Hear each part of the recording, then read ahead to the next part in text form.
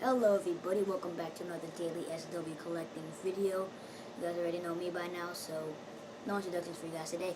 So it is about week 9 here on this channel, and this week we'll be talking about the toy crossover lines, like, you know, how Hasbro, I believe it's Hasbro, they crossover Transformers with Star Wars and other stuff, you know, bobbleheads, you know, micro machines, ALBLS and all that stuff. It was crossover, so we'll be talking about that, and we'll also be talking about C-3PO, human-cyborg relations, if I'm not mistaken. The robot that has been with us throughout all of the movies. Yeah, that, you know, pretty important character if he's been with us throughout all the important movies. Important, yeah, they're all important, but, yeah, you know what I mean. So, my opinions on the kind of the movie crossovers, not the movie crossovers, but the toy crossovers.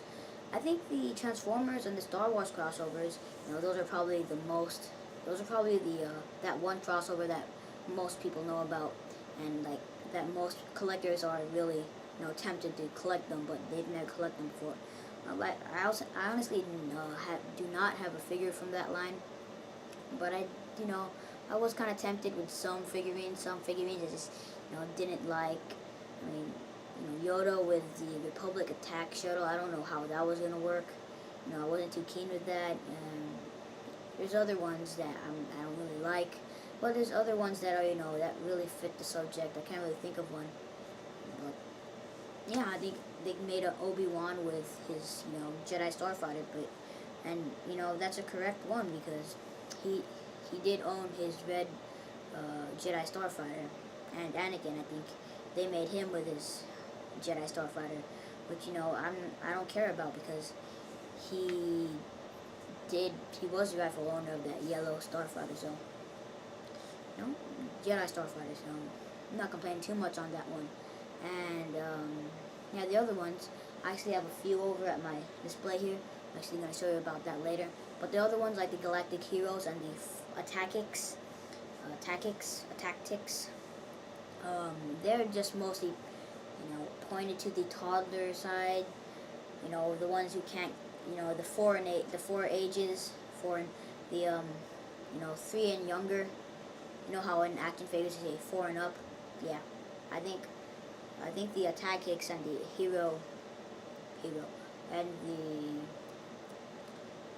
the Galactic Heroes, I guess, Galactic Force line, I think they're mostly pointed to the young toddler kids, you know, 3 and under, because they obviously can't play with the action figures, so they have to find something to play with, and they make these huge, bulky figures, so, you know, nobody would choke on them.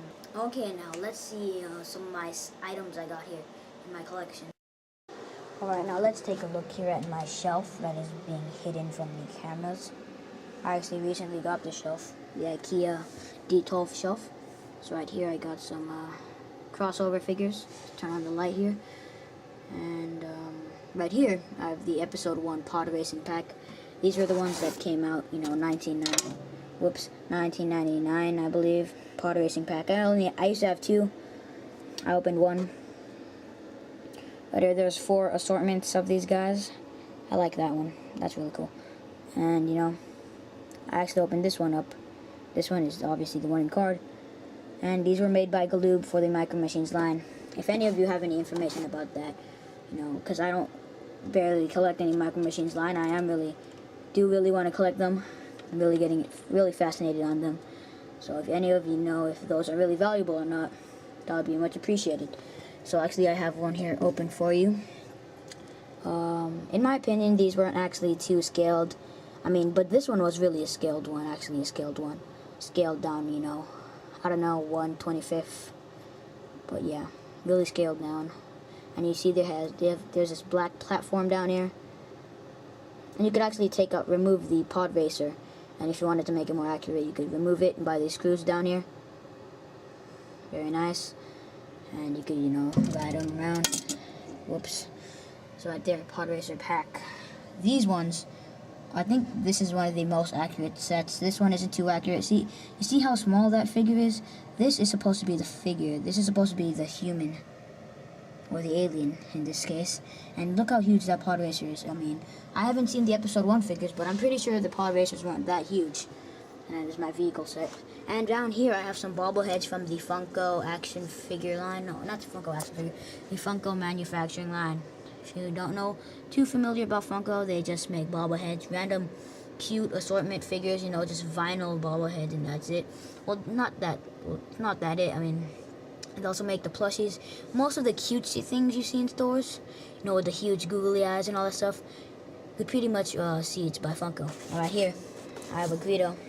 This is actually a whole series 1. They only made 2 series. Right here I have Greedo. I'll just give you a look at it. There you go. And they're very, very well made. Although I do think Series 2 is, you know, more superior than the Series 1. Because, like, I actually don't have a card to see. Yeah, I don't have an example card to see. I do have a figure from Series 2. But yeah, I really do like those two crossovers, you know, crossovers between kind of the racing stuff and crossovers with the bobbleheads. I think they're really awesome. I mean, especially if you want to really spice up your collection. I think that these 2 crossovers right here are very nice, but I actually think all of the crossovers are great. You know, it's just about the collector, whether the collector's picky or not. You know, you don't have to collect these stuff. They're not like action figures where, you know. Yeah, I don't even know what I'm talking about. Alright, next subject. Alright, now C-3PO. Yeah, there's some minor drawbacks with him. There's some plus sides, you know, some minor drawbacks. Yeah, he was racist. Not only was he racist to Wookiees, but he was racist to Jawas. Disgusting creatures. And, you know, he's also kind of as annoying as Jar Jar Binks. I don't think he's really that annoying, but it's kind of annoying getting to the Jar Jar Binks level. But, you know, there was more use to C-3PO than Jar Jar Binks. What was Jar Jar Binks doing? Screwing things up. That's what he was doing. And now in the Clone Wars, they're trying to, funny thing, now in the Clone Wars, they're trying to make him, I don't know, useful to the storyline. I don't know if it's actually working or not. I think I forgot those episodes. But yeah, I mean, yeah, Jar Jar, you know, useless, but C-3PO is actually helpful in some ways, you know, except for being, you know, racist and all that. I mean, if they came to Earth and, you know, C-3PO was all racist, man, just bad stuff would happen to him. So yeah, I forgot the actor who played C-3PO, but he did a pretty good job. Back to the story one.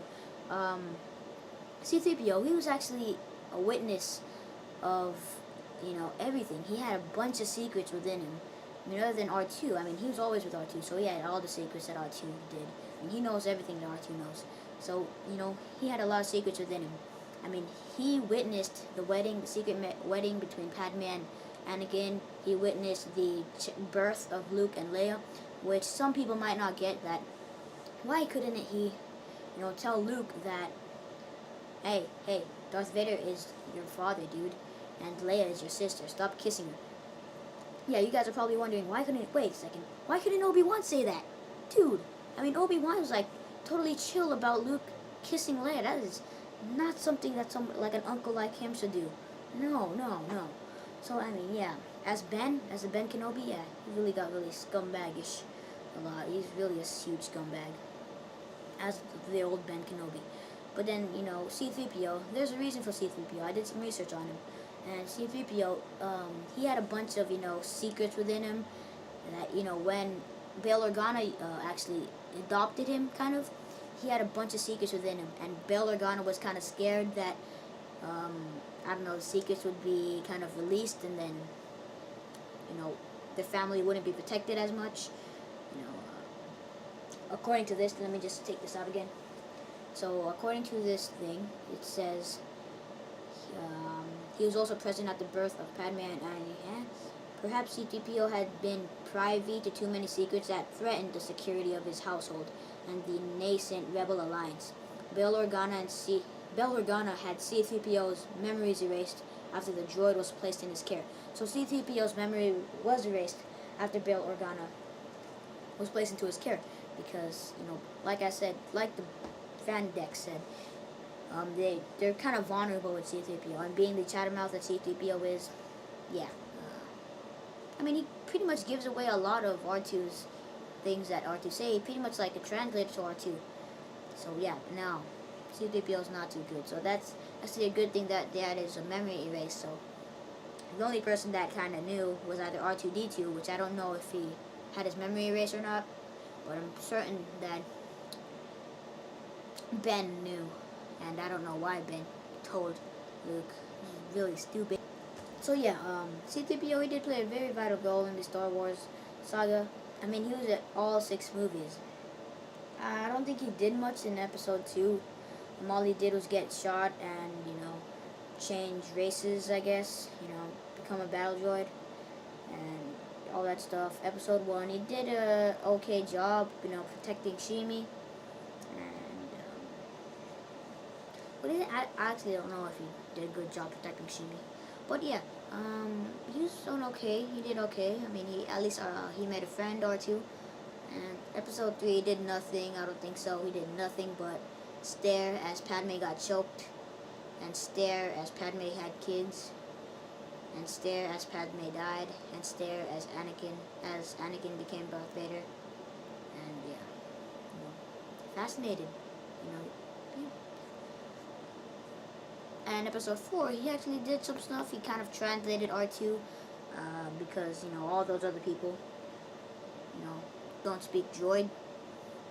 Episode 5, he really didn't do nothing, but got picked on Uchuta, and he got shot. Good.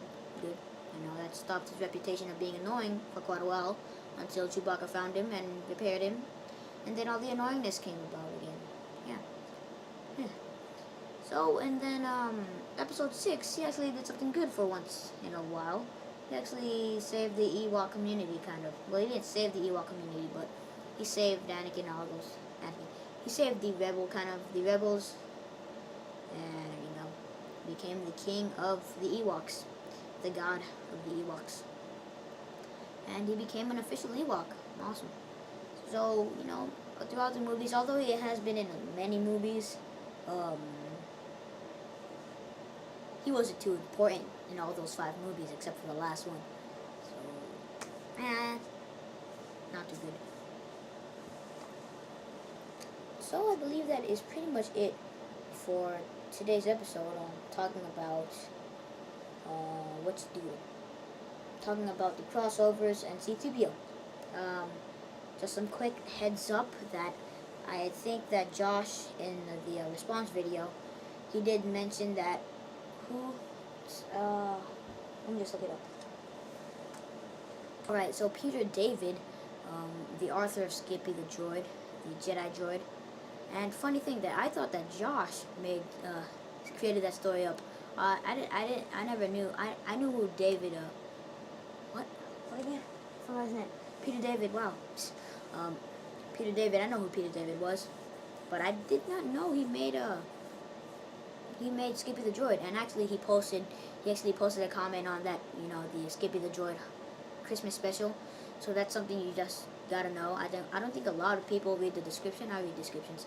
And then yeah, Josh mentioned that. I decided I'd just like to mention it again in case if any of you, didn't, get the news on that. So yeah, pretty cool.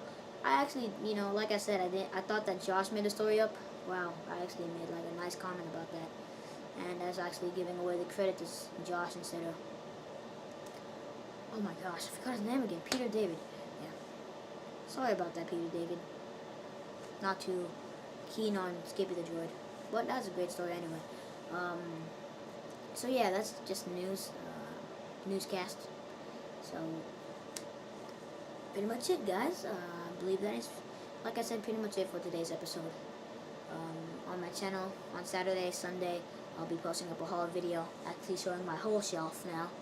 Instead of the 2 bottom rows, I'll be showing the whole thing, even the top, maybe this shelf back there.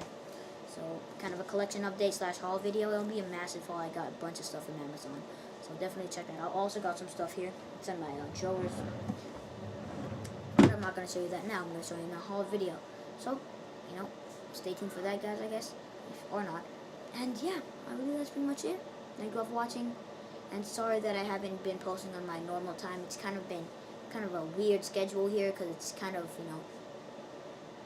transferring back to our normal schedule, so I'm sorry about that. I know Daily SW collecting is supposed to be like every day, and I didn't post today, or I didn't post on Wednesday, so I'm sorry about that, I guess. Bye.